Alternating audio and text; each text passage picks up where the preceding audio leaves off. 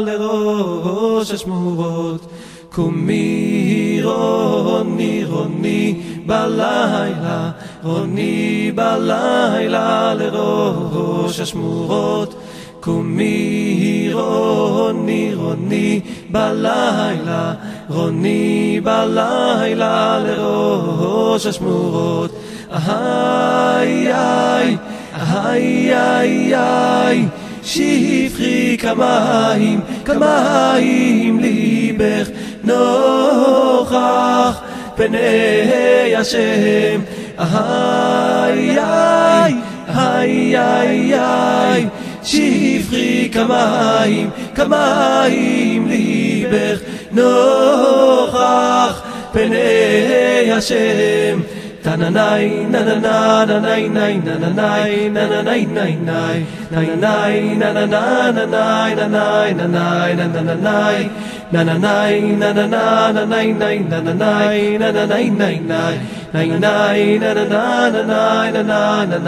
נאי נאי. קומי רוני רוני בלילה, רוני בלילה לראש השמורות. קומי רוני רוני בלילה, רוני בלילה לראש השמורות. קומי רוני רוני בלילה, רוני בלילה לראש השמורות. קומי רוני רוני בלילה, רוני בלילה לראש השמורות. איי איי איי איי איי, שפכי כמים כמים ליבך נוכח פני השם.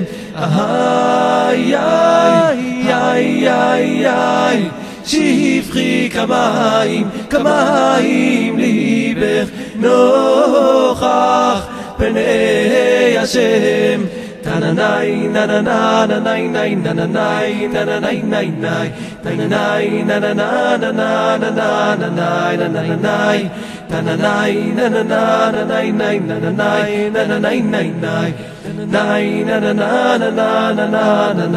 נאי נאי.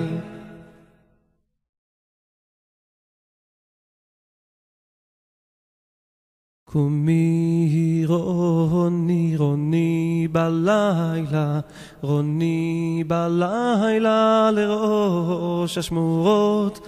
קומי רוני רוני בלילה, רוני בלילה לראש השמורות. קומי רוני רוני בלילה, רוני בלילה לראש השמורות. קומי רוני רוני בלילה, רוני בלילה לראש השמורות. איי איי איי איי איי, שפכי כמים כמים ליבך נוכח פני השם. איי איי איי איי איי, שפכי כמים כמים ליבך נוכח פני השם. תנאי נאי נאי נאי נאי נאי נאי נאי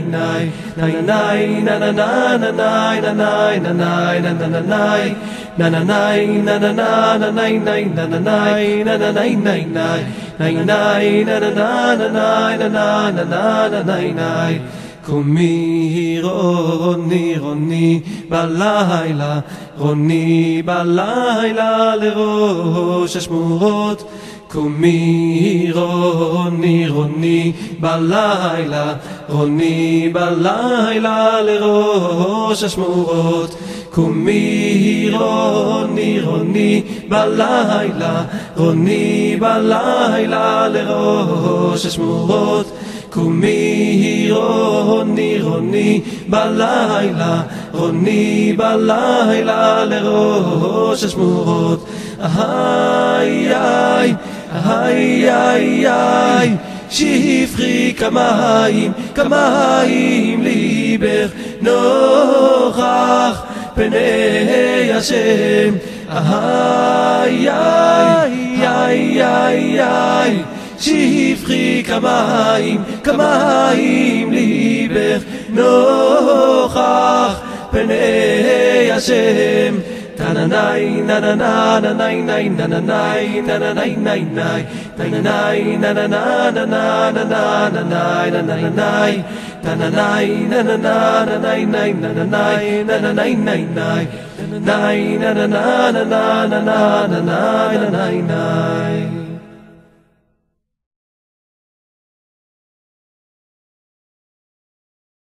קומי רוני רוני בלילה, רוני בלילה לראש השמורות. קומי רוני רוני בלילה, רוני בלילה לראש השמורות. קומי רוני רוני בלילה, רוני בלילה לראש השמורות. קומי רוני רוני בלילה, רוני בלילה לראש השמורות. איי איי איי איי איי שפכי כמים כמים ליבך נוכח פני השם. איי איי איי איי איי שפכי כמים כמים ליבך נוכח פני השם. תננאי נננה ננאי נאי נננאי נננאי נאי נאי נננאי נננה ננאי ננאי ננאי נננאי נננאי נננאי. Shavua Tov les amis, Boker Tov, Shalom à tous et à toutes, Bezrat Hashem, en espérant que tout va bien pour vous, et une refoua shlema à tous les malades, Bezrat Hashem, que de bonnes nouvelles. Refoua shlema pour Marius Benjelika, et pour tous les malades, Bezrat Hashem, que de bonnes nouvelles. Et voilà, on espère que on est dans la sphira de Netzach, la sphira de Rabbeinu. Netzach, Nitzarti Venatzer, que Rabbeinu va gagner. Qu'est-ce que ça veut dire qu'il va gagner? Il va arriver à obtenir que la délivrance, elle se fasse que dans la miséricorde, qu'il n'y ait pas de rigueur du tout.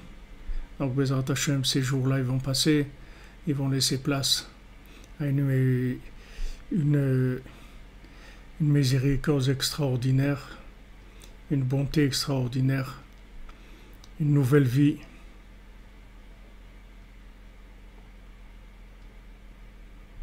Il faut Shlema pour le Ravadjesh de hier et de Barout Waknin. Voilà, disons que d'un côté, ça a été un moment, une période difficile, et d'un autre côté, on a gagné dans le confinement. On espère qu'on est à la fin, on ne peut pas savoir. Hachem nous a tellement... Yolande Ndengo, vous avez demandé. Hachem nous a tellement surpris. Amen, merci pour vos brachot. Chaim Aaron Yosef Ben Esther, et pour Shlema. Hachem nous a tellement surpris, on espère que maintenant il va nous surprendre dans le bien, la joie, la bénédiction, Bezrat Hashem. Donc voilà, on est dans la sphira de Netzach, et demain soir, Bezrat Hashem, ça sera Netzach chez Benetzach, ça c'est la sphira de Rabbeinu, l'intérieur même, c'est-à-dire au carré, disons. Là on est dans toute la semaine de Netzach, mais demain soir, ce sera le milieu de la sphira et normalement, c'est l'adoucissement total. Wenma Eva, vous dites vous êtes hospitalisé, qu'Hachem vous envoie il faut Shlema. Que de la joie, Bezrat Hashem, qu'on ait que de bonnes nouvelles, qu'on puisse vraiment danser et chanter de tout cœur. libéré. Vous me demandez, Johnny, moi je sais pas, Azazel, c'est ce qu'il dit, ouais, Rashi, Khazal, c'est une montagne, ouais. Je sais pas, il y a des explications un peu plus profondes. Je suis pas là-dedans maintenant, mais ça viendra aussi. Que des bonnes nouvelles, les amis. Alors on avance dans notre étude de Avraham ben Nachman. Et voilà, ceux qui ont demandé le texte en anglais, Revosh Lema pour le nouveau-né de Abaoui et Monsieur Abaoui et Madame Abaoui, Revosh Lema.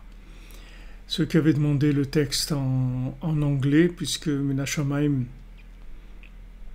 ce texte-là est arrivé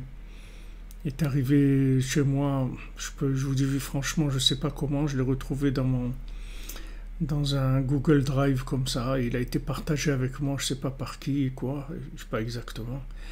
Et ce qui est assez intéressant, c'est de voir que dans ce texte-là, de ce qu'on est en train d'étudier, Sasson Vesimcha, traduit en anglais, dans la 2e ou 3e page, il est écrit là-bas que ce livre il a été édité grâce au soutien des Breslev de France. À l'époque, c'était donc le Rav Besançon et notre chéri, chez le Refoua Shlema, Israël Yitzhak Ben Fortuné, et tout le groupe Breslev qu'on était à l'époque, c'est-à-dire il y a une 40aine d'années, c'est nous qui avons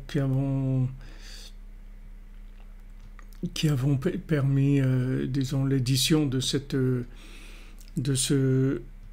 passage de Corvéor, c'est-à-dire de ce petit livret en anglais.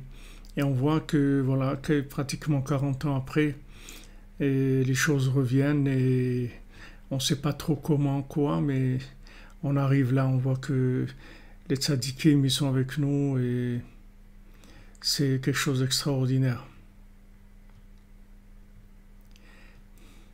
Voilà les amis, que des bonnes nouvelles et on s'appuie sur les tzadikim et on sait qu'ils sont avec nous. Ils sont avec nous. Voilà, comme tu dis, jette ton pain au fil de l'eau, c'est-à-dire on ne sait pas. Regardez, qu'est-ce que c'est il y a 40 ans, on a permis l'édition en anglais de ça.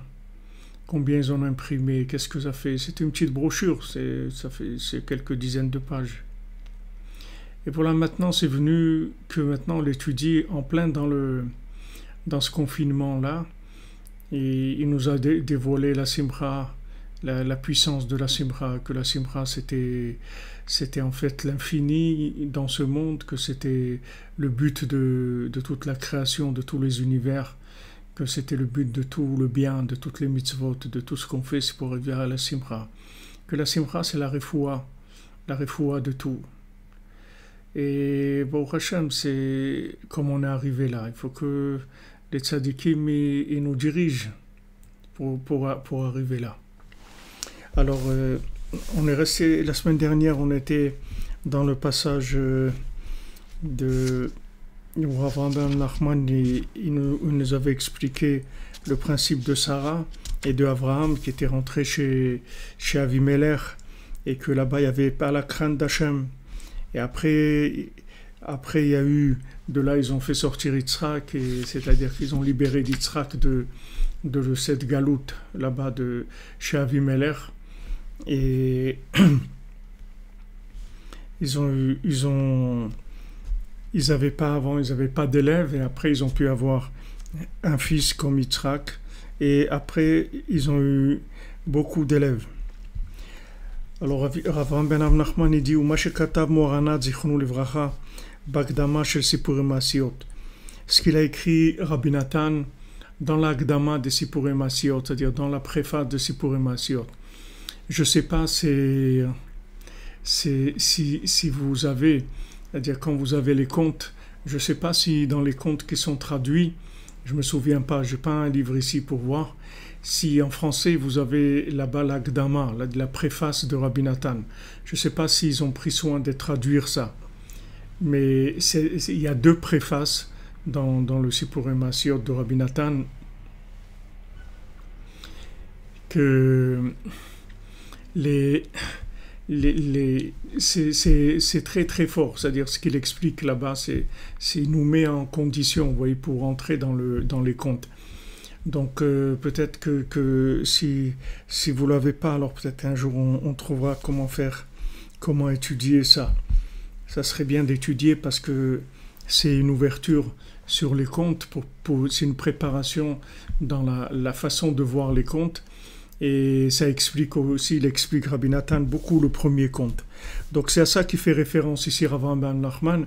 Il dit que ce qu'il a écrit Rabbi Nathan dans la préface du Sipurim Maasiot, des contes donc de Rabbi Nachman, Shehach shel Zahav ou Mivtsar shel Margariot, Meramez ala Shirut, que la montagne en or et le château en pierre précieuse, ça fait allusion à la richesse. Chez Tzarich leitbonenut Torah, la richesse qu'il faut pour arriver à la bina de la Torah. À Incham, il dit va voir là-bas. Nire les filles dati de vaerot basé. Alors il dit Avraham Ben Nachman, d'après mon esprit, mon humble esprit, je vais expliquer encore sur ça. Ki ikar hashirut dekdusha shel Israël haya bebet hamikdash. Parce qu'en fait, la richesse véritable que l'âme Israël il a eue, c'était dans le temple.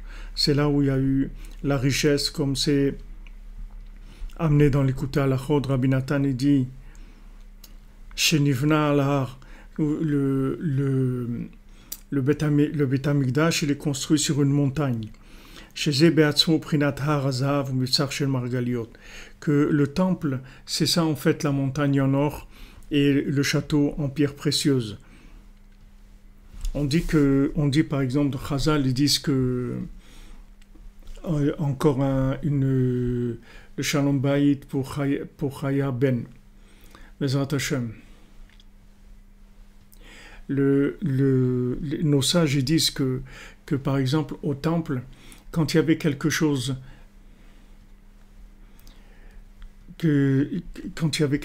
qui s'abîmait, on réparait pas dans le temple, on changeait la chose.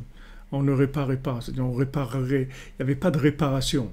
S'il y avait un ustensile qui s'abîmait, s'il y avait tous les kelim du Beth Amikdash, s'ils s'abîmaient, les kelim du temple, on les changeait. Et là-bas, quand nos sages ils disent cette chose-là, ils disent parce que il n'y a pas de haniyut bimkom hashirut, il n'y a pas de pauvreté dans un endroit de richesse. Alors l'endroit du temple, il est défini par Chazal aussi, qui disent que c'est un endroit de richesse. C'est ça qui s'appelle la richesse. C'est-à-dire l'endroit de richesse, c'est le temple. Et c'est le temple. Le temple, c'est le château en pierre précieuse, et la montagne, c'est la montagne au nord. Alken bekodshe kodashim, sheuprinat pninim.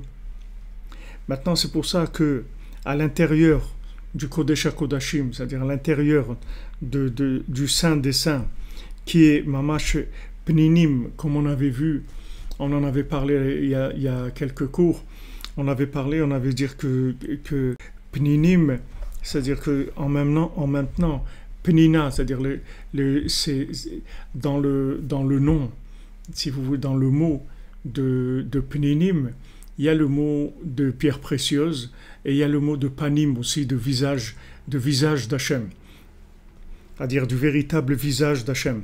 Donc il y avait le lien entre les deux, que maintenant la richesse de Gdusha, l'argent qui vient du côté de la Gdusha, la richesse de la Gdusha, en fait elle permet d'extraire la vision du visage d'Hachem qui se trouve dans la matière. Refoua Shlema pour Laure Myriam Bat Elisheva Brigitte. L'élévation de l'âme de Yakot Bat Saada.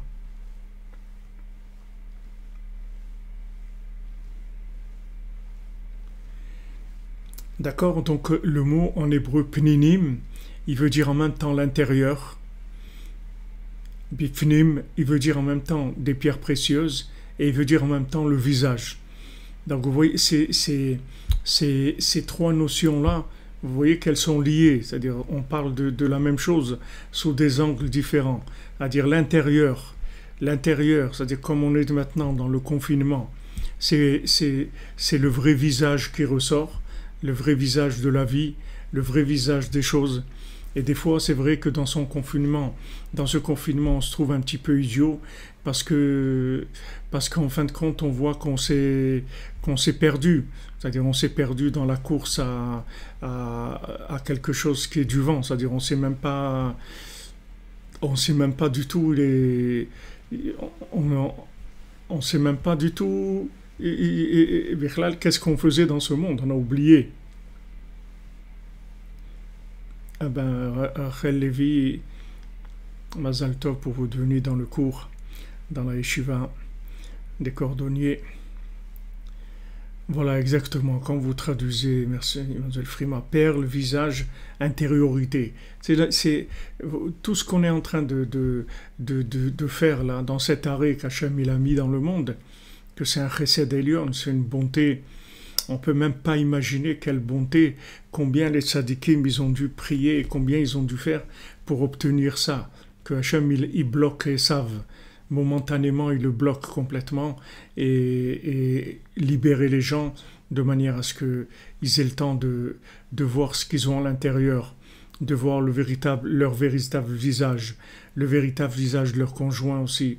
Parce que le monde du cinéma, le monde de la déformation, ça donne des visions comme on l'avait vu de Shlomo Ameler, de Bat Paro, c'est-à-dire que l'imagination travaille et après les gens ils font des comparaisons entre les films qu'ils voient qui n'existent pas parce que ces personnages-là ils n'existent pas, c'est-à-dire entre ces films-là qui sont de l'imagination totale et la réalité qui est en face d'eux, ils voudraient que leur réalité elle corresponde à ces films-là, alors que leur réalité qu'ils ont face à eux elle est beaucoup plus grande et beaucoup plus belle et beaucoup plus splendide que tous les films qu'ils ont pu voir dans leur vie. Alors toute cette usine de production de cinéma, Hollywood, etc., tout ça, ça s'arrête. Alors quand ça s'arrête, on commence à voir ce qu'il y a à l'intérieur, on commence à voir le véritable visage, on commence à apprécier les pierres précieuses, comme on dit dans le mot apprécier, le mot précieux, c'est-à-dire on voit comment les choses sont précieuses. Donc il dit que dans le Kodesh HaKodashim, donc dans le Saint des Saints, qui est l'intérieur, dans lequel le Kohen Gadol, il rentre que le jour de Yom Kippour, il peut rentrer là-bas. Comme on voit B'divrei Menuzal, al-Pasuk, Yekara imi pninim. Voilà, comme nos sages, ils nous disent que Yekara imi pninim, que la Torah, elle est plus précieuse que Pninim, que le Kohen qui rentre à l'intérieur du Kodesh HaKodashim. Alken hayu munachim luchot ha'edut. C'est pour ça que là, à l'intérieur du Kodesh HaKodashim, à l'intérieur du Saint des Saints, c'est là où il y avait les tables de la loi, chez Prinat et Idbonenut chez la Torah. Parce que ça, c'est le principe de la Idbonenut de la Torah, c'est-à-dire la bina, la réflexion, la déduction sur la Torah. Comme on voit Shan Torah Anal, Otalef Ainsham. On s'est rappelé dans la Torah 60, dont il a parlé déjà plusieurs fois, et que Rabbi Nathan, donc, à laquelle il fait allusion, Rabbi Nathan, dans la préface du Sipurei Maasiot. Donc, Rabbi Nathan, il dit que cette montagne en or et ce château en pierre précieuse, en fait, c'est le Beth Amikdash. C'est le principe du Beth Amikdash. Et ça, c'est Rav Rahman qui rajoute. On dit que c'est le principe de Beth Amikdash. Donc, dans le Beth Amikdash, qu'est-ce qu'il y a dans le Beth Amikdash? Il y a le Da'at, c'est-à-dire il y a la conscience. Il y a la conscience d'Hachem. Il y a la conscience généralisée pour le monde entier. C'est pour ça que Yom Kippour, c'est un jour qui pardonne à tout le monde les fautes qu'il a pu avoir. Et d'où vient le pardon? Vient du fait qu'on rentre dans la conscience absolue. C'est-à-dire le fait que le Kohen il rentre dans la conscience absolue à ce moment-là, il arrive à décrocher le pardon pour tout le monde. Parce que le pardon, il vient de la conscience. C'est-à-dire plus on est conscient d'Hachem, plus on est conscient de la miséricorde d'Hachem, et plus on rentre dans le pardon. Donc ça, c'est la véritable richesse. La richesse, c'est la possibilité de déduction. C'est-à-dire la richesse, normalement, de Gdusha, c'est-à-dire quand la richesse, elle vient du côté de la sainteté, On ne parle pas de la richesse de consommation ici, on parle de richesse pour augmenter sa capacité de capter l'infini. La richesse, tout simplement, elle augmente les capacités de capter l'infini comme toute chose matérielle. C'est-à-dire que Rabbeinu dit que im en kemach en Torah, s'il n'y a pas kemach, s'il n'y a pas de farine, c'est aussi kemach, c'est aussi valeur numérique 148, c'est-à-dire c'est aussi si en nachman en Torah. Alors maintenant, nos sages ils disent dans le Pirkei Avot, dans le Maxime des Pères, im en kemach en Torah. Alors on voit que s'il n'y a pas un minimum de parnassa, alors la personne elle n'a pas de tête du tout pour se connecter à Hachem. Comme nos sages disent que la pauvreté, ça peut complètement amener de l'hérésie dans la personne.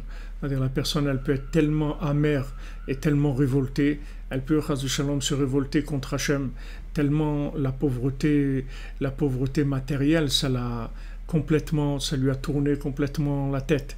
Alors quand quelqu'un il a parnassa, alors il a un minimum d'outils de connexion à l'infini, c'est-à-dire pour voir un petit peu le visage de l'infini, pour faire un peu de déduction dans sa vie de la présence divine. Maintenant, si il a plus de richesses qui lui permettent d'agrandir son esprit, donc il va faire des déductions qui sont de plus en plus réelles de la présence divine. Donc c'est pour ça, comme Rabbeinu nous l'a dit, que tous les grands tzadikim, ils avaient beaucoup de richesses parce qu'ils avaient besoin de déduire de la Torah, d'actualiser le texte de la Torah. C'est pas que la Torah a été donnée une fois. La Torah a été donnée une fois. Maintenant, il faut l'actualiser par rapport à nos besoins de chacun. Donc les tzadikim, toute leur richesse, elle a permis de donner une Torah orale, si vous voulez, une Torah qui parle à chacun, de manière à ce que ça soit ajusté aux besoins que chacun a de connaître Hachem dans la génération, de le moment qu'il vit.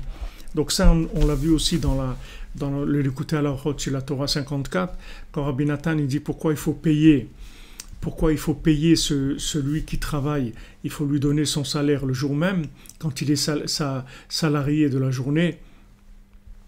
Pourquoi il faut lui donner son salaire? Parce qu'en fait, il descend dans l'esclavage, c'est-à-dire de se vendre momentanément pour recevoir une somme d'argent qui va lui permettre de sortir justement de l'esclavage. C'est-à-dire qu'il va lui donner, il va chercher l'esprit qu'il faut pour pouvoir sortir de l'esclavage. Donc là, il nous l'avait ramené ça aussi avant, avec Sarah et Abraham, qui rentrent chez Avimelech, au Kolam Israël, qui est rentré en Égypte chez Paro. C'est-à-dire, il rentre chez Avimelech, ou Yosef qui va en Égypte. Et pourquoi? Parce que quand Yosef il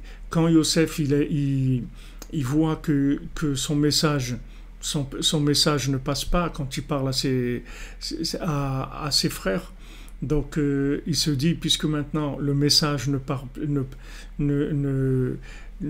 passe pas, ça veut dire qu'il y a un double problème. Il y a un problème que eux, ils sont pas conscients du besoin qu'ils ont de ce message, et il y a deuxièmement que le message, il n'est pas assez riche, c'est-à-dire il n'est pas assez proche de la réalité pour se présenter. Donc qu'est-ce qu'il fait Yosef? Il descend en Égypte. Là-bas en Égypte, Paro le reconnaît tout de suite. Donc Paro lui donne toutes les clés du royaume. Et qu'est-ce qu'il fait Paro? Qu'est-ce qu'il fait Yosef? Il amène de la richesse en Égypte. C'est-à-dire il gère le patrimoine de l'Égypte et il en fait la première puissance mondiale, puisque l'Égypte, elle donnait à manger au monde entier.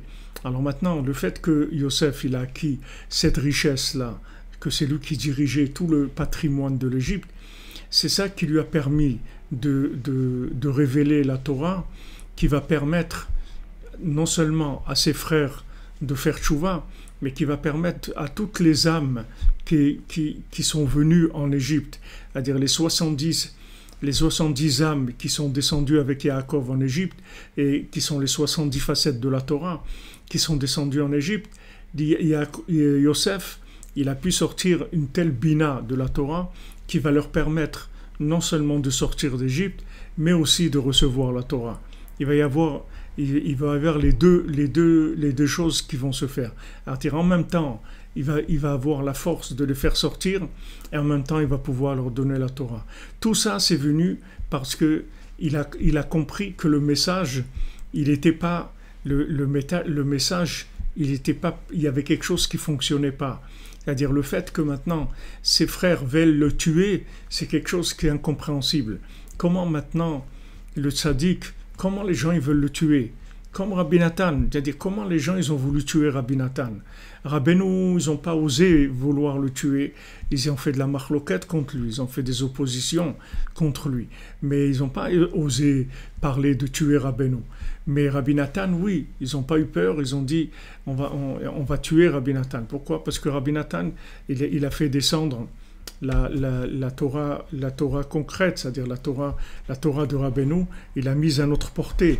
Donc du moment où Rabbi Nathan, il a fait ça, il a fait descendre ses enseignements, il les a mis à notre portée, qu'avec ça on peut s'en sortir, avec ça on peut faire tchouva, avec ça on peut avoir envie de vivre, uniquement déjà nous donner le goût à la vie. C'est quelque chose d'extraordinaire. Grâce à cet enseignement, mais c'est Rabbi Nathan qui l'a fait sortir. C'est Rabbi Nathan qui l'a fait sortir. Et ce Rabbi Nathan, il y a eu la guerre. Il y a eu aussi les 70 nations, c'est le même principe.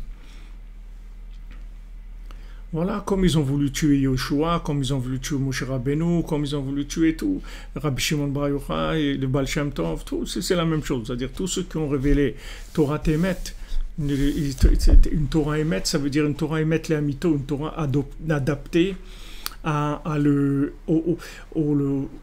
réalité. Adapté à la réalité. Alors Rabbi Nathan, il a voulu être, ils ont voulu le tuer. Maintenant, il y avait d'autres grands Breslevers, par exemple le Rav de Breslev. Pardon, le Rav de Breslev, Rav Aaron, le Rav de Breslev, lui aussi, c'était un très grand tzaddik.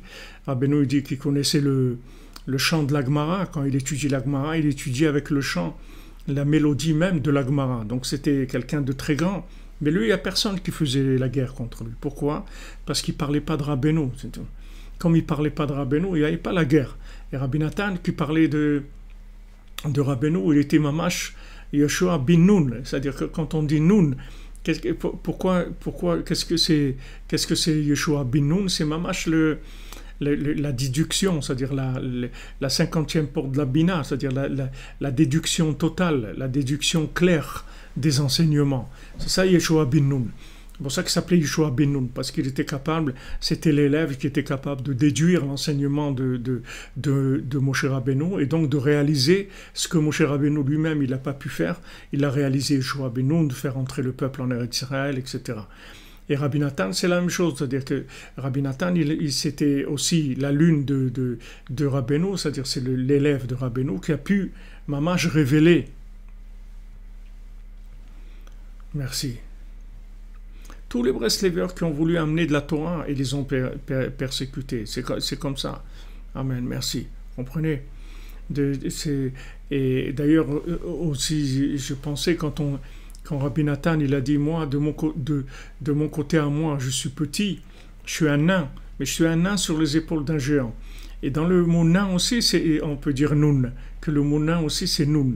Il dit, je suis un nun sur les épaules d'un géant. C'est pour ça que je vois des choses tellement grandes. Mais c'est pas de moi ce que je vois. Ce que je vois, ça vient du tzaddik. Mais seulement, comme je suis sur les épaules du tzaddik, alors je vois ça. Mais moi, je suis un nun, je suis un nain. Oui, monsieur Johnny, moi aussi, j'ai eu pas mal de vagues, de choses. Et bon, Hachem, le principal, c'est qu'on arrive à s'en sortir. C'est ça le principal, à continuer. Bon, Hachem, on arrive à continuer. Donc cette richesse-là, elle va permettre la bina, d'accord? Donc l'endroit du Beth Amikdash, c'était l'endroit de la richesse. Alors il dit qu'il y a c'est-à-dire il y a quelque chose, un principe d'étude qu'on sait dans la Torah, surtout dans les secrets de la Torah, c'est que quand on parle d'une chose, alors elle inclut toutes les choses. Par exemple, maintenant on parle des sphirotes, d'accord? On parle des sphirotes, disons on parle de Tiferet Shebenetzach, on parle maintenant ce soir, on est dans Tiferet Shebenetzach, demain soir on sera dans Netzach Shebenetzach. Donc quand vous prenez chaque sphira, en fait chaque sphira en elle a toutes les autres sphirotes.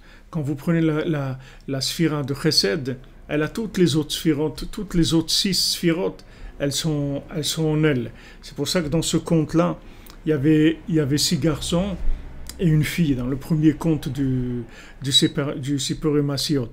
Il y avait 6 garçons et une fille, ça veut dire que maintenant il y avait 6 côtés solaires et un côté lunaire. Alors maintenant, chacun il va servir l'autre en côté solaire, et il va y avoir le côté lunaire, c'est la sphira elle-même quand elle domine.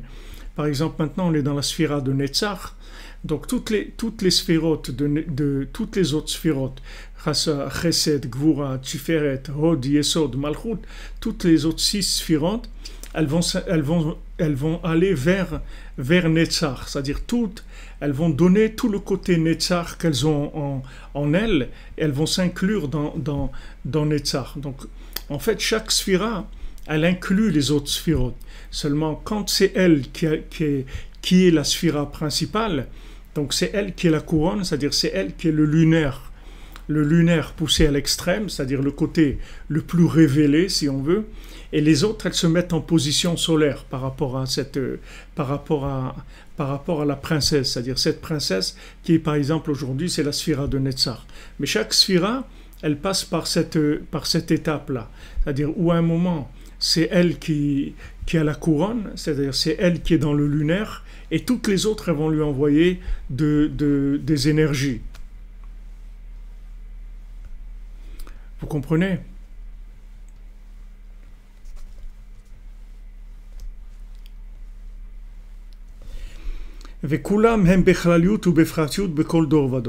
Alors maintenant, toutes les sphirotes maintenant, elles sont en général et en particulier dans chaque génération, dans chaque personne. C'est-à-dire que maintenant, dans chaque personne, dans chaque moment de chaque génération, il y a toutes ces sphirotes dans chaque individu. C'est-à-dire chacun, il passe par les 7 sphirotes qui sont dans des angles différents dans la vie. Des fois, il y en a une qui est dominante, des fois c'est une autre, mais en tout cas, toutes les sphirotes, elles se trouvent dans chacun d'entre nous. גם בעת החיפוש אחר הר של זהב, מבצר של מרגליות, צריכים להיזהר מלהישמר מתאוות אכילה. Alors il dit que quand on cherche la montagne en or et le château en pierre précieuse, il faut faire attention au plaisir de la table, au plaisir de la nourriture. Et à plus forte raison de boire du vin et d'être dans le sommeil. En fait, quand il a commencé à quand elle a commencé à chercher la princesse, donc la princesse, elle lui a dit regarde, il est sorti de chez le roi, il a été la chercher. Quand il l'a trouvée, qu'elle était dans le château du Lotov, dans le château du pas bon. Donc il l'a trouvée. Elle lui a dit voilà, maintenant tu m'as trouvé, mais sache que tu peux pas me faire sortir d'ici, parce que ici c'est le Lotov. Donc c'est pas à cet endroit que tu vas me faire sortir. En fait, vous pouvez vous poser la question, vous dites maintenant, si le but c'était de la libérer, cette princesse, maintenant il l'a trouvée, il a qu'à aller, il la prendre par la main et sortir, c'est tout, puisqu'ils lui ont rien fait dans cet endroit-là. Pourquoi maintenant il doit aller la chercher dans le château en pierre précieuse qui se trouve sur la montagne en or? Pourquoi il la fait pas sortir maintenant? Elle lui dit, tu peux pas me faire sortir maintenant. Maintenant, tu peux pas, tu dois aller dans un endroit et tu dois faire Hitbodedut pendant 1 an et tu dois te languir et tu dois vouloir vraiment me faire sortir, et à ce moment-là, tu vas me faire sentir. Pourquoi? Parce qu'elle lui a dit, regarde, si tu me fais sortir d'ici, en fait, maintenant, je suis chez le Lotov. Mais si tu me délivres dans cette vision de moi-même, en fait, c'est pas moi que tu auras délivré. C'est la Bat Paro, c'est pas moi. Parce que moi, j'ai rien à voir avec le Lotov. Moi, j'ai rien à voir. Moi, je suis tombé chez le Lotov, mais j'ai rien à voir avec lui. Comme il dit dans le 6e mendiant, elle dirait, la princesse, elle s'est mariée avec le roi. Ce roi, c'était le Lotov. Maintenant, elle, comment elle s'est mariée avec elle? Parce qu'elle est tombée. Elle est tombée, c'est-à-dire elle a cru que bon, ça va, le Yetzirah, c'est pas terrible, etc. On peut s'arranger, on peut s'en sortir. Mais après, sa conscience, elle a grandi petit à petit. Elle a voulu le quitter. Et quand elle a voulu le quitter, là, ça commence à devenir problématique parce que lui, il voulait absolument pas la lâcher et il était prêt même à la tuer pour la garder. Donc, elle a été obligée d'aller là où il y avait le château en eau et elle s'est jetée mamache dans l'eau, et même si elle avait peur. Elle s'est dit peut-être je vais mourir là-bas, mais tant pis, je préfère mourir que de rester dans le mensonge avec lui. Donc maintenant, sa prise de conscience à elle, ça a changé complètement toute la donnée du jeu. Maintenant, elle lui dit, regarde, si tu me délivres maintenant, comme je suis là, dans l'endroit où je suis, c'est pas moi que tu as délivré, en fait. Parce que là, je suis chez le Lotov. C'est-à-dire que la vision que tu as de moi, maintenant, c'est la vision de la fille de Paro. C'est pas la vision de Jétraïl. Donc, c'est pas ici, tu peux pas me délivrer dans la vision que tu as de moi. Il faut que maintenant, tu as une vision de moi qui soit beaucoup plus proche de la réalité de ce que je suis. Donc pendant 1 an, tu vas faire Hitbodedut, tu vas te languir, tu vas me chercher vraiment. Tu vas pas me chercher que physiquement où je me trouve, tu vas chercher ma véritable identité. Et à ce moment-là, tu vas me trouver. Mais tu vas me trouver où? Dans le château en pierres précieuses qui se trouve dans la montagne au nord, et il va te falloir après de la richesse pour me faire sortir, parce qu'il va te falloir de la bina pour pouvoir me délivrer. Donc après le géant qui s'occupait des vents, il lui a donné aussi une petite pochette où il pouvait tirer de l'argent tout le temps, parce que là-bas, il fallait beaucoup d'argent, c'était un endroit où il fallait beaucoup d'argent. C'était parce qu'il fallait un grand niveau de Hitbonenut dans la Torah pour pouvoir la libérer. Donc ça, si vous voulez, c'est ce problème-là, on le vit tous, c'est-à-dire que ce soit les gens qui ne sont pas mariés ou que les gens soient mariés, ils n'ont pas de shalom bayit, et parce que en fait, les gens, ils se connaissent pas, ils savent pas qui est la personne, même quand ils sont mariés, ils savent pas qui c'est la personne qui se trouve en face d'eux. Si maintenant ils ont une vision du château, du Lotov, ils pourront pas avoir du shalom bayit parce que c'est pas ça, c'est pas son identité à elle. Vous comprenez?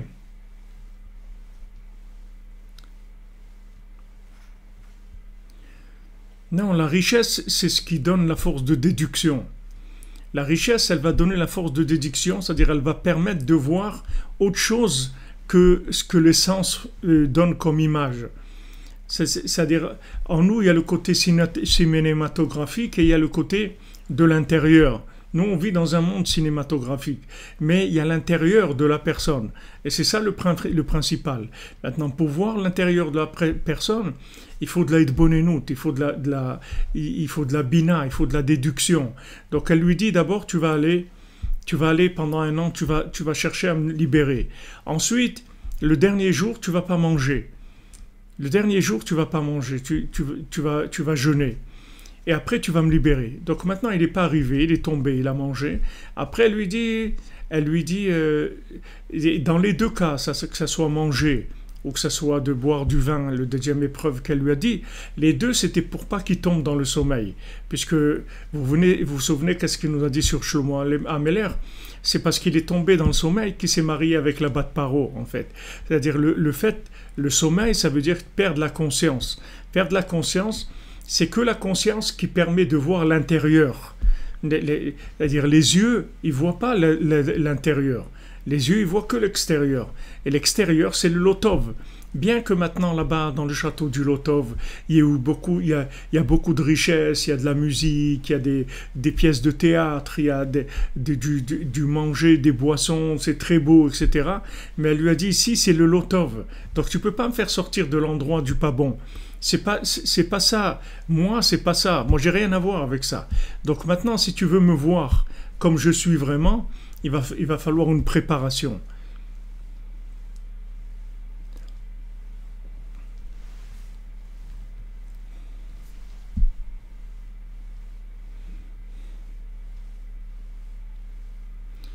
Ok les amis, c'est-à-dire que maintenant, il va falloir une préparation.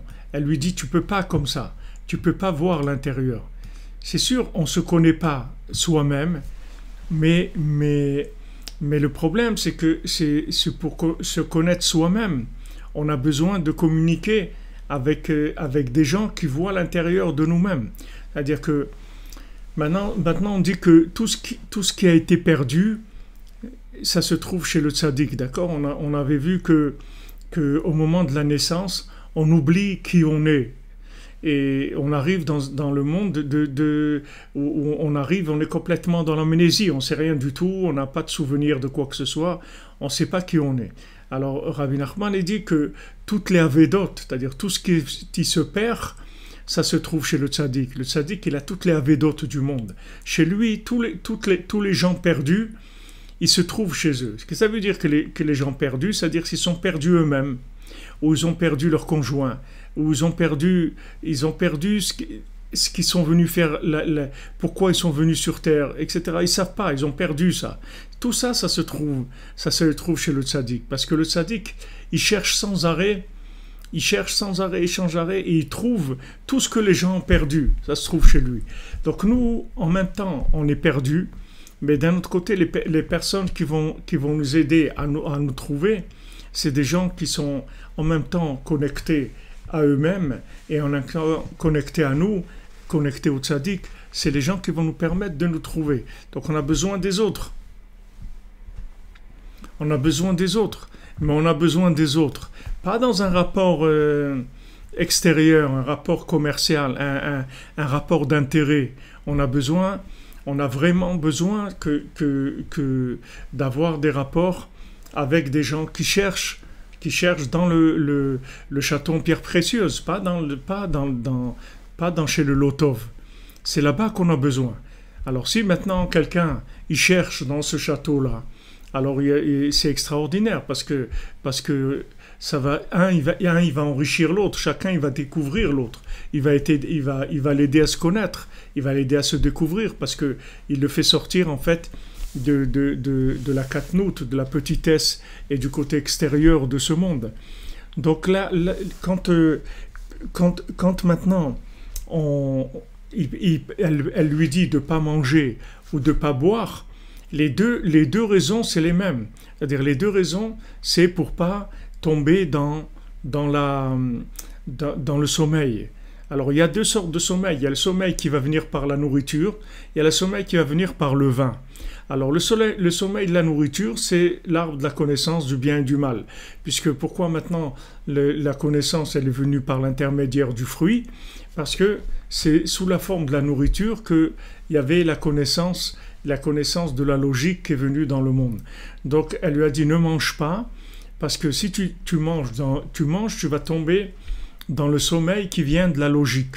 Parce que le principe de la logique et du raisonnement, il n'y a pas un plus grand sommeil que ça. Parce que quand quelqu'un a compris avec sa tête, il a compris des choses avec son intellect, avec sa tête, il croit qu'il connaît la chose. Mais il ne connaît rien de la chose, il ne connaît que le Lotov, c'est tout. Il ne connaît que le Lotov de la chose.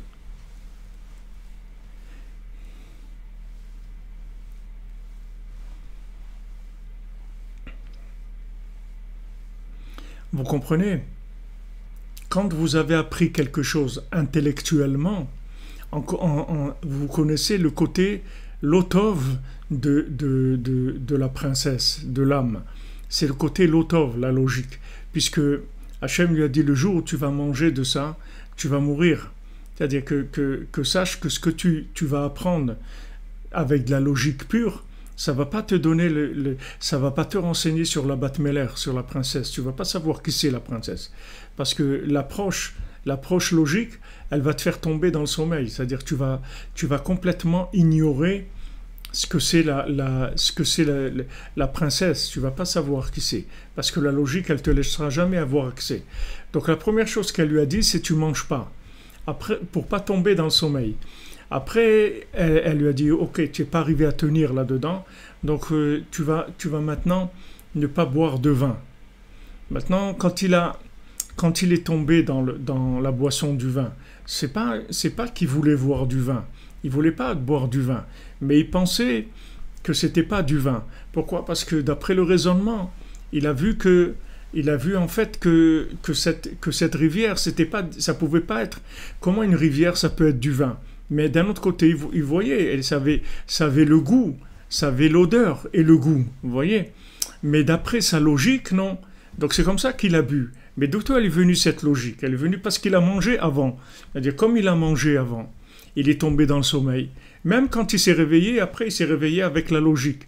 Donc maintenant il a vu quelque chose devant lui comme ça, que d'après la déduction de ses sens plus raffinés, qui sont l'odorat et le goût, il a vu non, l'apparence et l'odorat. Il a vu que c'était du vin, ok? Mais son raisonnement, il l'a trompé et il s'est dit, mais c'est pas possible, une rivière de vin, ça n'existe pas. Comment ça peut exister une rivière de vin? Donc il a bu. Il s'est fait avoir parce qu'il a raisonné.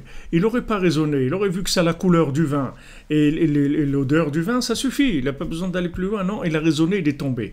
Donc ce qu'elle lui a donné comme conseil, c'est la méthode, comment maintenant il peut la faire sortir, c'est-à-dire comment il peut voir le vrai visage intérieur comment il peut voir l'intérieur, pas l'extérieur. Elle lui dit, là maintenant tu es venu me chercher, mais tu n'es pas venu me chercher à moi comme je suis. Tu es venu me chercher parce que tu as vu que le roi il avait de la peine, etc. Donc tu as dit, je ne peux pas laisser quelque chose comme ça, je vais aller la chercher. Mais sache que là où tu es venu me chercher, tu es venu chez le Lotov. Tu es venu chez le Lotov, donc ça ne sert à rien. C'est-à-dire, si tu me sors d'ici, on va tomber encore pire qu'avant. On va être encore pire qu'avant. Donc ça ne sert à rien que tu me délivres d'ici.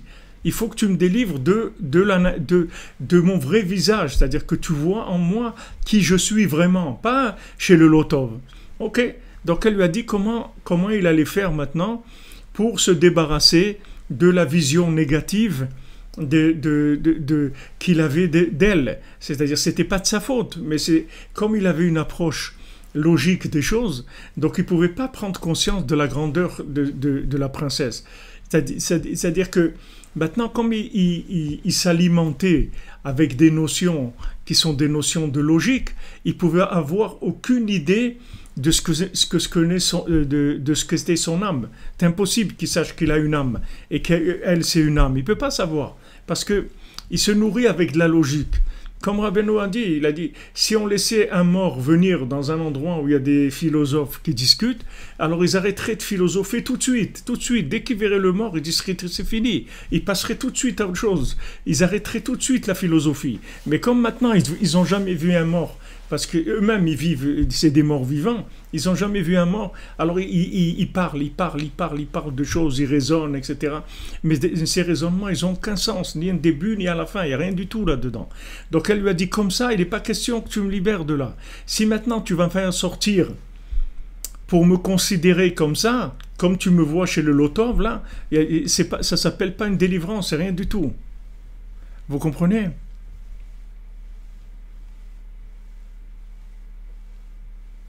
Ouais, quand vous dites trésor, c'est le trésor. Le diable, il peut venir dans la réflexion, l'imagination, tout à fait.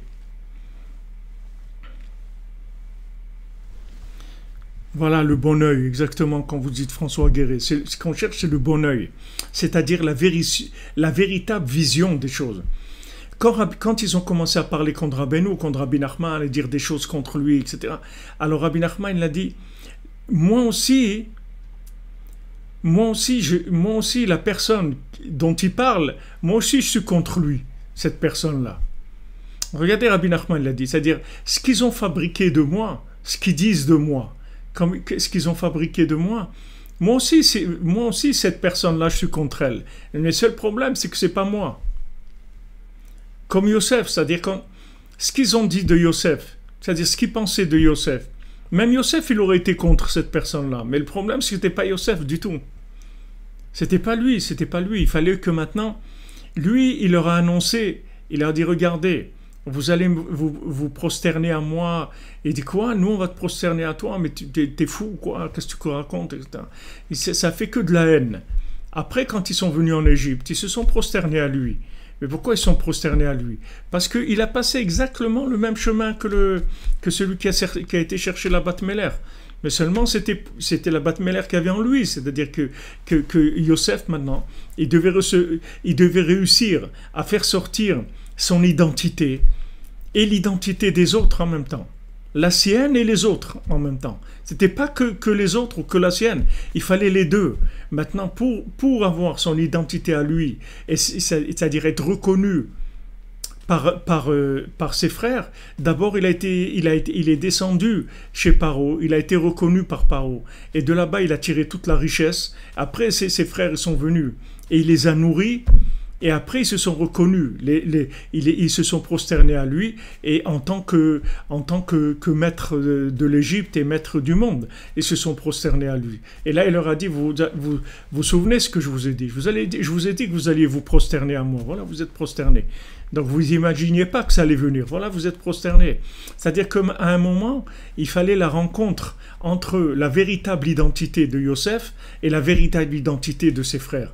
Donc, le tzaddik, il travaille dans les deux niveaux. C'est-à-dire qu'en même temps, le tzaddik, il se révèle et en même temps, il nous révèle. Et ça marche ensemble. C'est-à-dire que plus on trouve le tzaddik, plus on se trouve. Et plus on se trouve, et plus on trouve le tzaddik. Et plus on trouve le tzaddik, et plus on se trouve. Les deux travaillent ensemble. Ils travaillent ensemble. C'est pour ça qu'on parle en même temps de pninim, on parle de pierres précieuses, on parle d'endroits très profonds. En même temps, on parle de visage. Parce que le visage, il se trouve complètement à l'intérieur. C'est-à-dire le vrai visage de la personne, il se trouve complètement à l'intérieur. Vous voyez des fois des gens dans la vie, ils ont fait des actes d'une bravoure, d'un don de soi incroyable.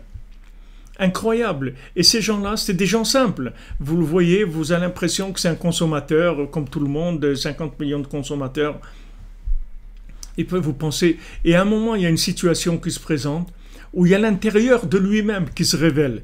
Et là, vous voyez la personne, vous dites, waouh, c'est incroyable. Donc cette personne, elle est comme ça. Cette personne-là, elle est comme ça. Alors sachez que chaque personne que vous avez en face de vous, elle est comme ça. Comme cette personne-là, qu'à un moment, elle fait un acte où elle met sa vie en danger, où elle fait des choses incroyables pour pouvoir sauver quelqu'un, pour pouvoir sauver un enfant, pour pouvoir sauver une personne, pour pouvoir aider quelqu'un. Elle se met dans une position complètement déstabilisée, ou même avec son argent, ou avec tout. Elle prend des risques énormes.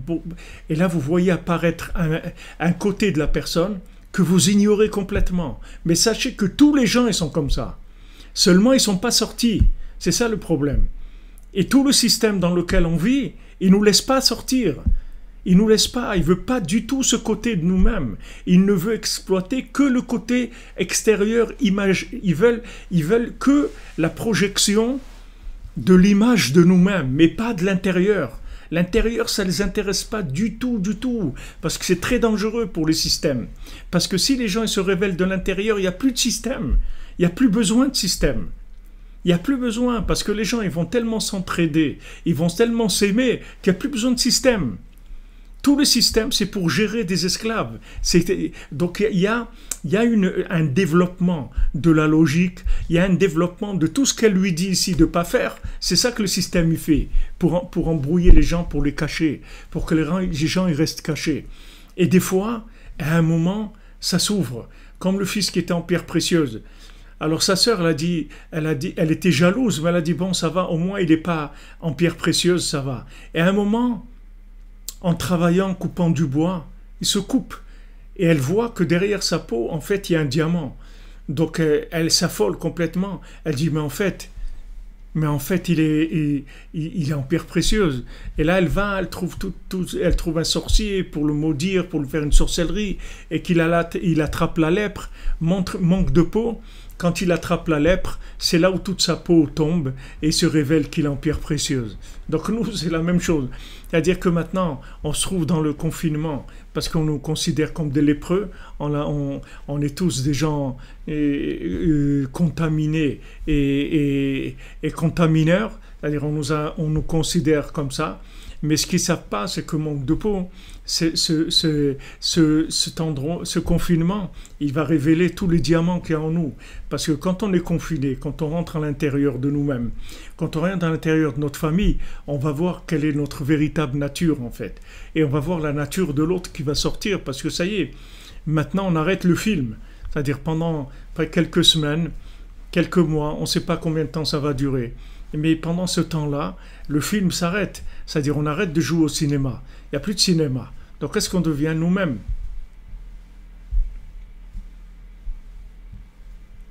D'accord? Voilà, d'abord elle voit du sang, c'est-à-dire elle voit qu'il a saigné, il y a une coupure. Mais Dafka, quand il a été travaillé, il a été coupé du bois. Donc ça c'est la même chose que Rabbi Nathan nous dit. En fait tu rentres dans le travail, mais en fait tu rentres dans le travail c'est pour te délivrer, c'est pour te révéler toi-même. Donc si maintenant on voit pas l'intérieur de nous-mêmes, l'intérieur de l'autre, alors il y a des problèmes. D'abord c'est difficile de se marier parce que quand vous rencontrez quelqu'un, si maintenant vous êtes dans l'extérieur de vous-même et que l'autre il est dans l'extérieur de lui-même, comment vous allez savoir que c'est cette personne-là? Comment ça va vous inspirer et tout? Des fois vous pouvez voir quelqu'un sous un côté, c'est pas lui. C'est-à-dire que maintenant, ça c'est le cinéma. C'est-à-dire chacun il fait son cinéma, d'accord? Comme on dit, chacun il joue son truc, il fait son cinéma. Mais à l'intérieur de cette personne-là, mais il y a une âme divine, il y a Hachem dans cette personne-là. Et c'est ça qu'il faut arriver à trouver. Et en fait, toute l'aventure du mariage, c'est ça. C'est-à-dire qu'on démarre avec un côté très extérieur, avec une supposition de l'intérieur. Et de là, on sort. N'oubliez pas ce qu'il nous a dit Rav Ben Nachman, c'est que Shlomo HaMelech, il dit « Batach ba'lev ba'ala », c'est-à-dire que maintenant, elle est sûre dans le cœur de son mari. Même son mari, maintenant, s'il s'est endormi, mais elle est sûre qu'à l'intérieur, il a quelque chose d'extraordinaire. Et elle ne lâche pas le morceau, elle ne le lâche pas. Vous voyez, la princesse, elle ne lâche pas le bonhomme. Elle ne le lâche pas, elle lui dit non. Elle lui dit pourquoi, c'est dommage, tu aurais pu me faire sortir, tu aurais pu me délivrer, pourquoi tu as mangé, pourquoi ça? Elle ne le lâche pas, elle lui reproche en même temps, elle l'aime, elle lui donne encore des outils pour la trouver, pour la délivrer vraiment. Donc au départ, il la trouve chez le Lotov, là elle lui dit il n'est pas question. Elle lui dit, il n'est pas question du tout. Après, elle lui dit, voilà, tu vas faire Idbodedou, tu vas te languir pendant 1 an pour me faire sortir. Et après, elle lui dit, tu manges pas. Et après, il tombe de ça, et elle lui dit, maintenant, tu bois pas. Mais les deux, ça a le même but. C'est de faire sortir la personne du sommeil. Que la personne, elle tombe pas dans le sommeil. Parce que si elle tombe dans le sommeil, elle va vivre complètement dans un film. C'est pas, quand on parle ici de sommeil, ça veut pas dire qu'il va dormir. Ça veut dire qu'il est inconscient. Quelqu'un qui dort, c'est quelqu'un qui est inconscient. C'est un mort vivant. C'est-à-dire il n'est pas conscient de la valeur qu'il a en lui. Il n'est pas conscient des possibilités qu'il a en lui. Il n'est pas conscient de la valeur des autres. S'il n'est pas conscient de sa valeur, comment il va être conscient de la valeur des autres?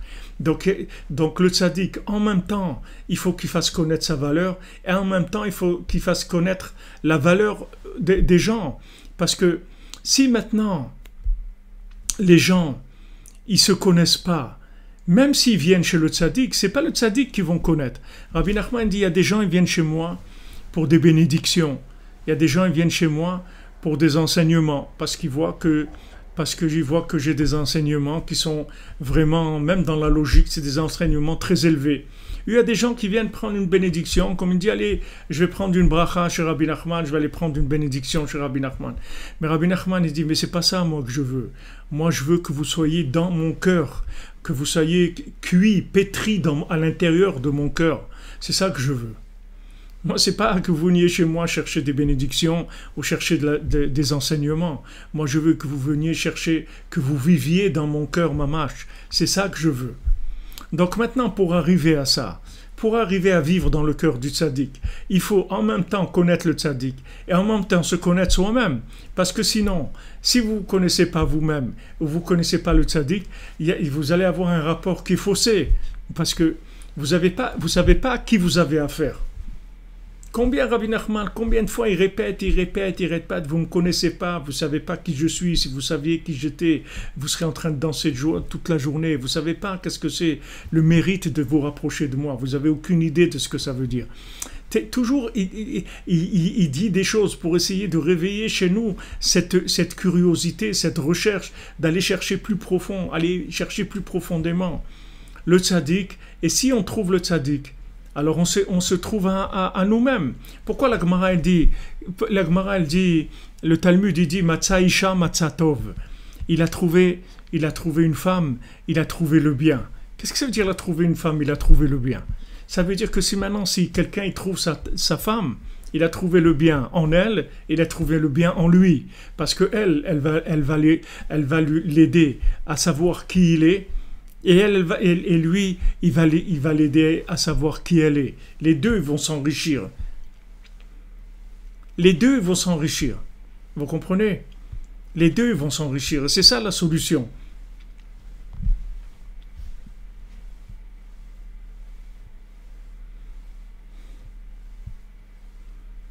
Oui, M. Bessenou, tout à fait. Quand les êtres ils se réalisent eux-mêmes, alors automatiquement, ils se retrouvent chez Hachem. Tout automatiquement. C'est l'étape qui vient automatiquement. C'est pour ça qu'Hachem dit à Avraham Avinu, Lech Lecha.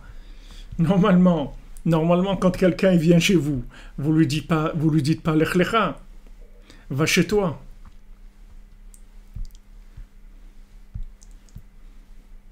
Quand quelqu'un vient chez vous, vous lui dites pas va chez toi. Va vers toi. Vous lui dites, viens vers moi, non? Si maintenant, quelqu'un vient, Avraham Avinu, il s'approche d'Hachem, il lui dit, Lech Lecha, va vers toi. Parce que tu ne peux pas venir vers moi si tu ne vas pas vers toi. Ce n'est pas possible. D'abord, va vers toi. Après, tu viens vers moi. C'est-à-dire que il n'y a pas, si vous voulez, si vous ne vous êtes pas trouvé, vous ne pouvez pas trouver Hachem. Mais si vous n'avez pas trouvé Hachem, vous ne pouvez pas vous trouver non plus. Et Hachem, ou bien sa manifestation à travers le tzaddik, c'est une formule plus simple, c'est-à-dire plus simplifiée. C'est-à-dire, c'est les deux qui jouent, l'un par rapport à l'autre. C'est-à-dire qu'un va enrichir l'autre. Plus je vais trouver le tzaddik, et plus je vais me trouver. Et plus je vais me trouver, et plus je vais trouver le tzaddik. Vous comprenez ?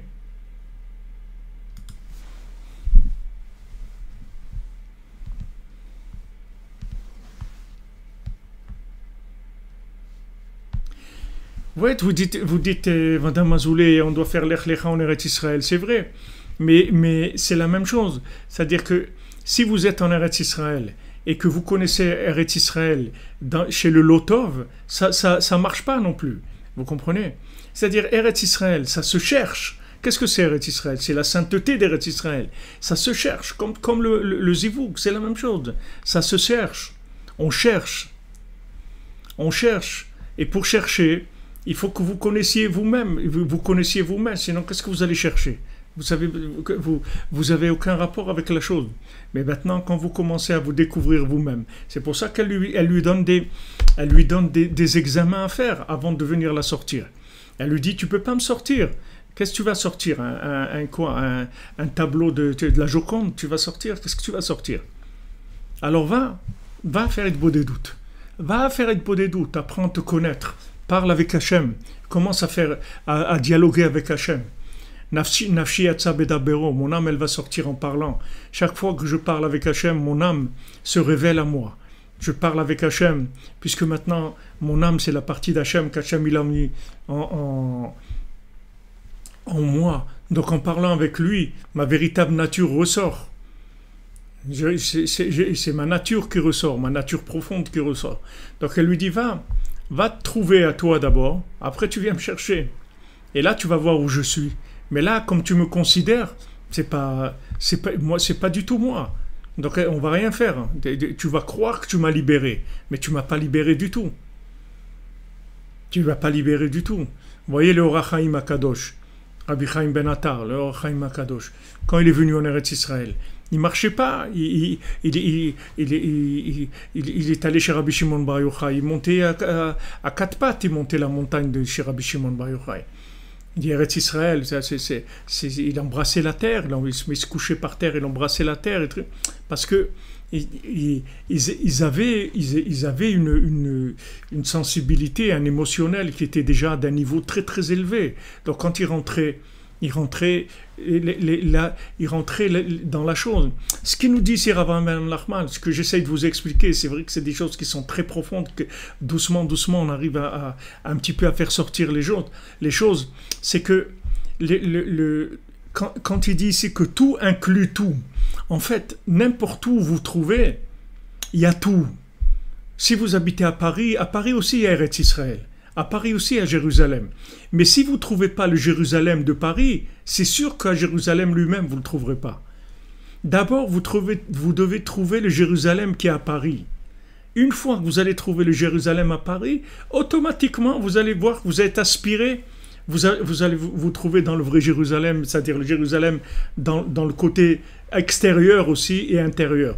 Tandis là où vous êtes aujourd'hui, ce qui est à côté de vous, il n'y a pas de film, il n'y a pas le côté du film, il n'y a pas la webcam du cotel, d'accord? C'est-à-dire que vous êtes à Paris, mais Jérusalem se trouve à Paris, parce que tout inclut tout.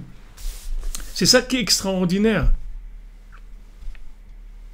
C'est ça qui est extraordinaire. C'est-à-dire que là, c'est pour ça qu'il n'y a pas d'iyouch, c'est-à-dire qu'on ne peut pas se perdre, parce que n'importe où vous vous trouvez, il y a tout. Seulement, il faut prendre la dose de l'endroit où vous vous trouvez, parce que cette dose-là, elle est spécialement faite pour vous. Et une fois que vous allez prendre la chose, cette vérité, dans la dose qui vous est adaptée, après vous passez à une dose plus grande, il n'y a aucun problème.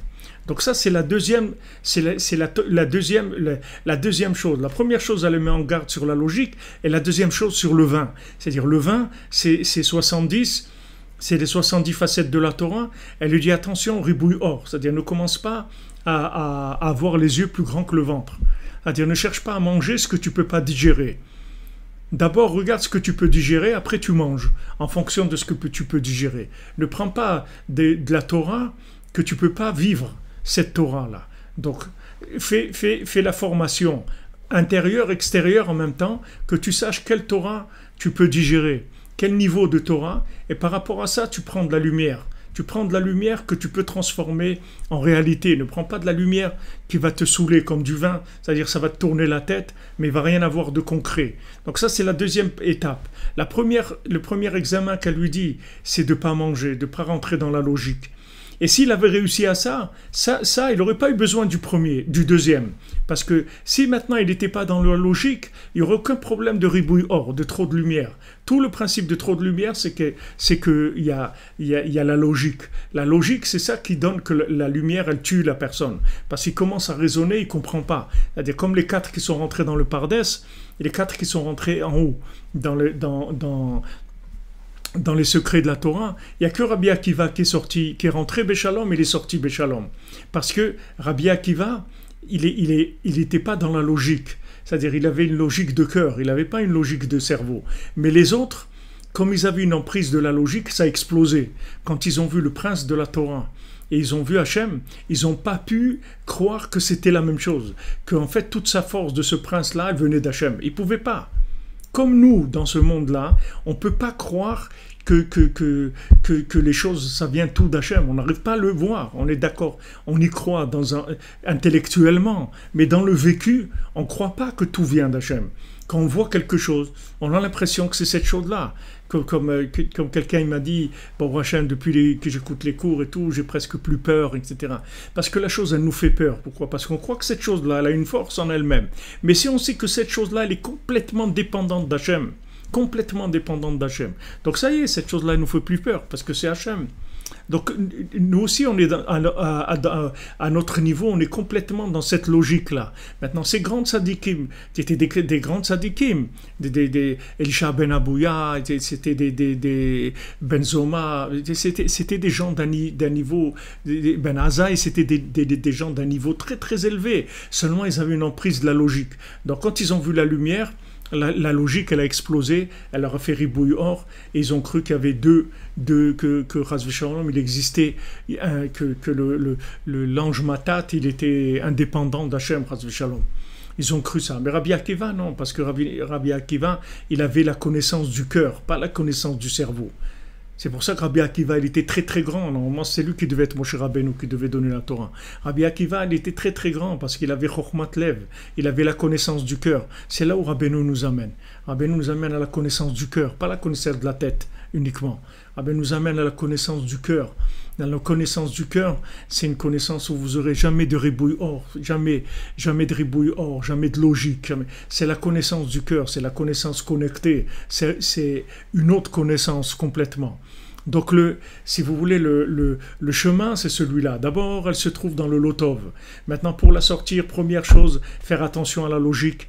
Et si maintenant on est tombé dans la logique comme la plupart d'entre nous, ça va nous entraîner ribouille or, c'est-à-dire qu'on a les yeux plus gros que le ventre. On ne sait pas choisir, parce que comme on choisit avec de la logique, alors on ne sait pas du tout. Par exemple, quand vous allez acheter des chaussures, vous les essayez, les chaussures, ou un vêtement, vous l'essayez, vous essayez. Pourquoi vous dites pas, ah c'est la marque, moi c'est, vous me donnez pointure 44, ok, ou vous me donnez le vêtement mesure taille 52, et vous partez avec. Non, vous faites pas ça, vous l'essayez. Parce que des fois, il y a des chaussures que même si c'est du 44, elles sont trop petites, elles sont trop grandes. Pourtant, c'est la vraie taille, c'est écrit, c'est votre taille, mais ça marche pas. C'est votre pointure, mais ça marche pas. Ça marche pas, c'est pas ça. Et le vêtement aussi, il est trop grand, trop petit, il vous serre, vos trucs, il vous va pas bien et tout. Mais voilà, c'est votre taille et tout. Alors pourquoi? Non, c'est pas ça, c'est trop, ça me sert, je suis trop le truc. Vous voyez que vous êtes obligé d'essayer. Même si logiquement ça devrait vous aller. Vous voyez bien que dans la réalité, souvent ça va pas. Très souvent même ça va pas. On est obligé d'essayer ça et ça et ça et ça jusqu'à qu'on trouve la chose qui correspond. Maintenant, dans la spiritualité, c'est la même chose. C'est-à-dire que maintenant, quand on s'approche de notions, il faut les vivre, les notions. Donc Rabbeinu nous dit, voilà, d'abord, voilà exactement, c'est ribouille, c'est le danger de tous les balais de Tchouva, tous qu'on vient vers Hachem. La première chose qu'il nous fait, Rabbeinu, il nous arrête, il dit, Amten, attends un petit peu. Comme elle lui a dit, va 1 an. Et Rabbeinu dit pas 1 an, il dit attends, c'est tout. Il ne te dit pas ni 1 an, ni 2, ni 10. Attends. Commence maintenant à vouloir vraiment. Commence à vouloir vraiment. Il y a beaucoup de gens, ils ont voulu des choses. Et quand ils les ont eues, ils se sont rendus compte que ce n'est pas ça qu'ils voulaient vraiment.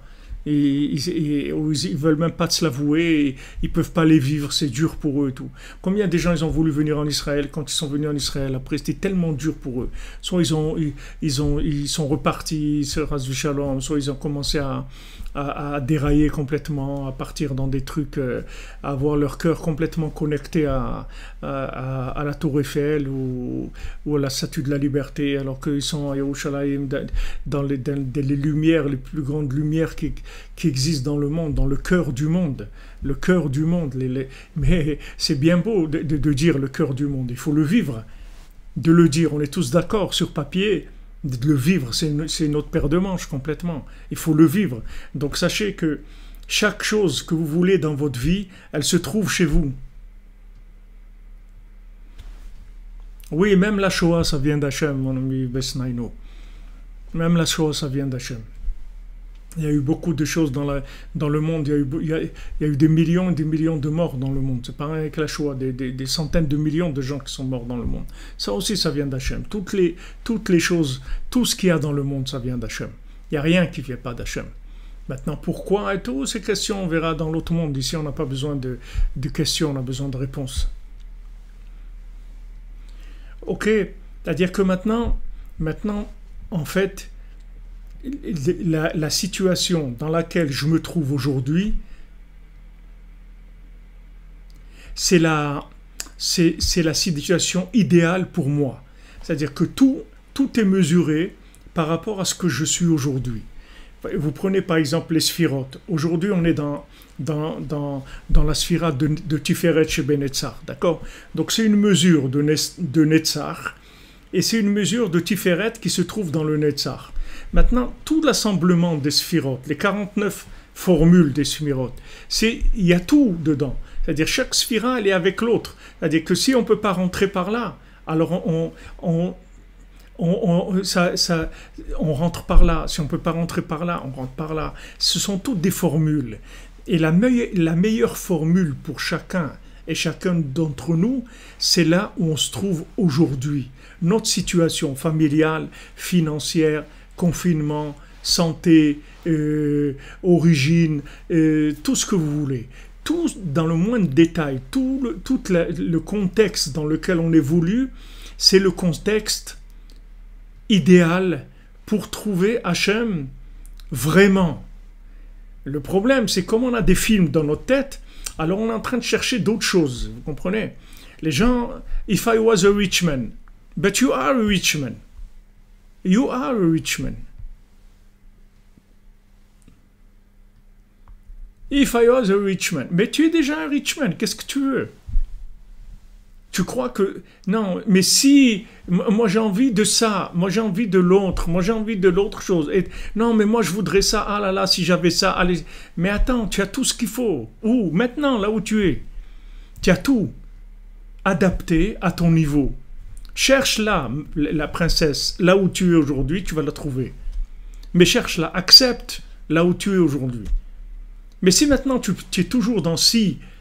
Et, ah ouais, s'il y avait ça, tout est là.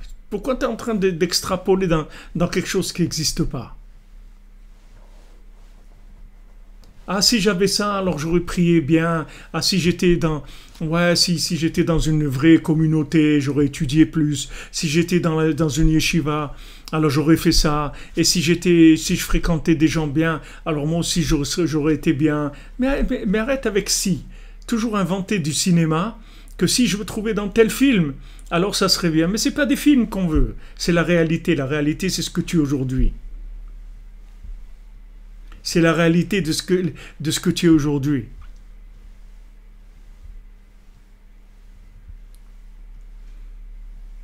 Voilà, comme vous dites, Adrien, voilà, ici et maintenant, tout est là. Tout est là. Donc il faut chercher avec les outils qui sont là avec nous aujourd'hui. Parce que tout a été calculé par Hachem dans le moindre détail pour nous fournir tous les messages, toutes les conditions pour qu'on puisse trouver la princesse qui s'est perdue. Et à nous de chercher, c'est tout. À nous de chercher. À nous de faire beau des doutes, à nous de chercher, à nous de mettre notre cœur, à nous déjà d'accepter. Parce que si maintenant vous vous dites c'est autre chose qu'il me faut, vous n'allez jamais commencer. Vous allez commencez là où vous êtes maintenant. Vous allez voir que ça va avancer beaucoup plus vite. Vous dites, ah, s'il y avait ça, et s'il y avait l'autre, avancez les amis. Avancez les amis.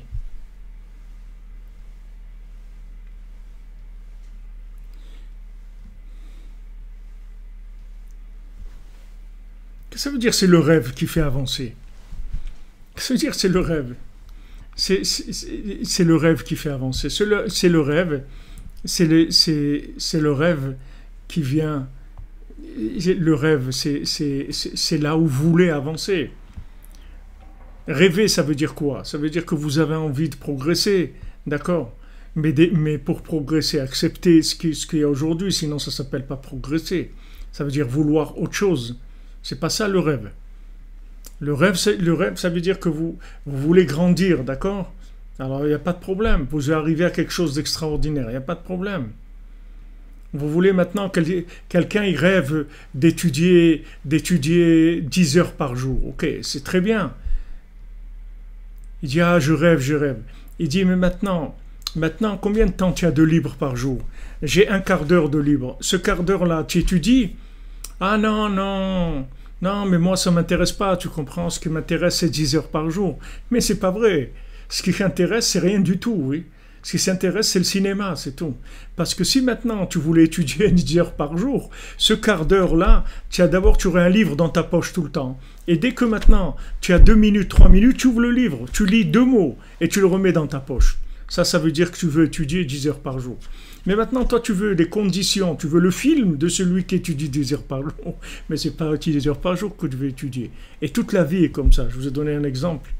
Et à vous de l'adapter à tout. Vous comprenez? Adaptez-le à votre situation. Tout se trouve en modèle réduit là où vous êtes. Tout. Absolument tout. Hachem, il donne tout à chacun, chaque individu. Chacune, elle a tout.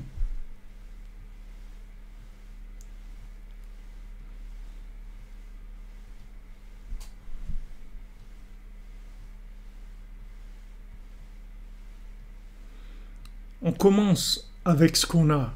Ça, c'est la preuve qu'on est sincère.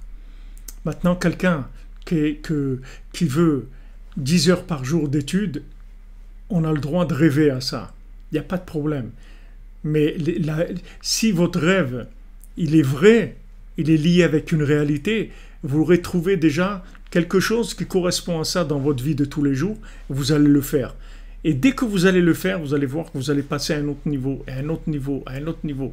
Mais tout le problème, pourquoi on s'arrête, c'est parce qu'on veut quelque chose qui dépasse complètement la connexion avec laquelle on est. Et en fait, c'est du cinéma, c'est pas de la réalité. La réalité, c'est ce que vous avez aujourd'hui.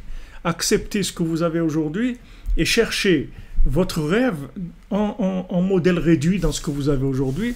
Et vous allez voir que tous vos rêves, vous les avez dans la réalité aujourd'hui. Seulement, ils sont en modèle réduit. Voyez le Tam, notre fameux cordonnier, notre Rosh Yeshiva, notre cordonnier qui est le Rosh Yeshiva, des chaussures à 3 coins. Lui, qu'est-ce qu'il mange? Il mange du pain et il boit de l'eau, c'est tout. Mais quand il mange du pain, il y a toutes les nourritures du monde dedans, dans son pain. Parce que dans le pain, il y a toutes les nourritures du monde. Dans l'eau, il y a toutes les boissons du monde. Qu'est-ce qu'il fait? Il prend ce qu'il a aujourd'hui. Qu'est-ce qu'il a? De l'eau, du pain et de l'eau, voilà. Il a tout. Comprenez? Voilà, comme je dis Johnny, exactement.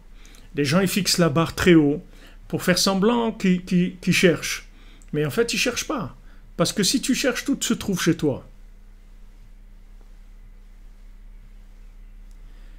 Voilà, vous dites, trésor, c'est trésor. Mettre en valeur son présent. Valoriser son présent. Voir la princesse dans le présent. Là où elle se trouve là, maintenant, aujourd'hui. C'est vrai que c'est en modèle réduit, des fois c'est très réduit, mais c'est présent.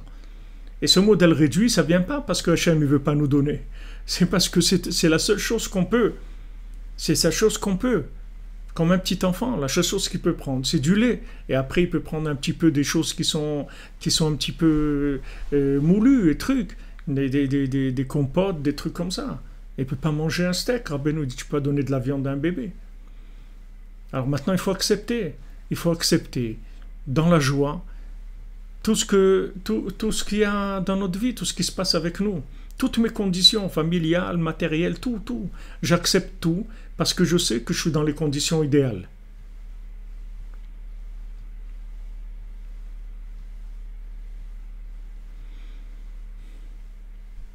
Bonjour à l'île de la Réunion, Evelyne Savin. Bonjour à tous.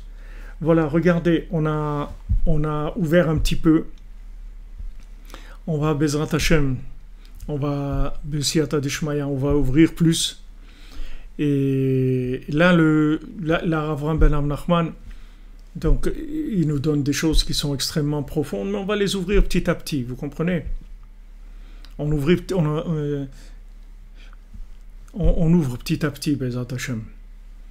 Mais sachez que ce message-là, de savoir que tout inclut tout, c'est quelque chose qui est extraordinaire.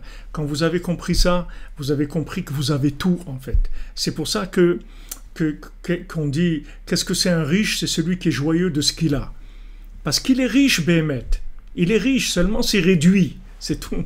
C'est-à-dire, tant qu'il acceptera la richesse des quelques euros qu'il a, il va pas avoir 1 million d'euros, 2 millions d'euros. D'abord, il faut qu'il accepte ce qu'il a.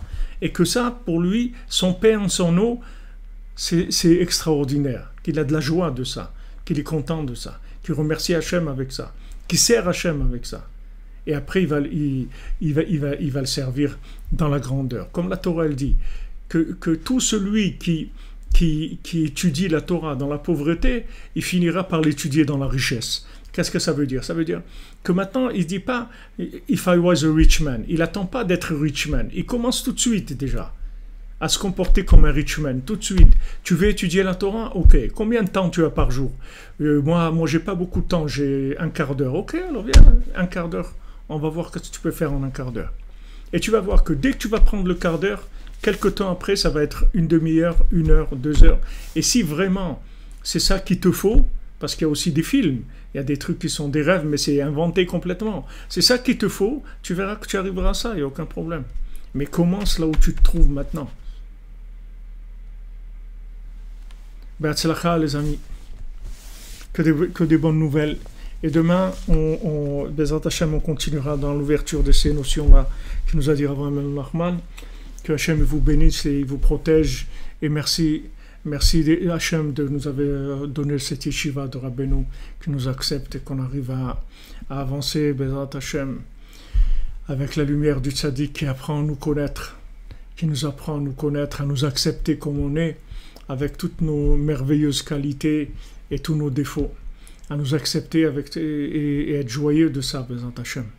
Alors on espère la fin de ce virus-là et le début de la joie véritable, de la miséricorde véritable, Bezrat Hashem. Une refoua shlema pour tous les malades, que tous les malades sortent de cette situation-là. Et que, Bezrat Hashem, on arrive ensemble à la Géoula. On va rentrer plus, vous allez voir, Bezrat Hashem. Je suis sûr que vous allez trouver dans la réalité, vous allez trouver les connexions. Bezrat Hashem. Merci pour tous les amis, merci d'être avec nous, merci pour nous soutenir, on avance, le Mishkan avance et on a besoin de vous et on avance, Baruch Hashem, Ashrenu. Shavua Tov, que des bonnes nouvelles.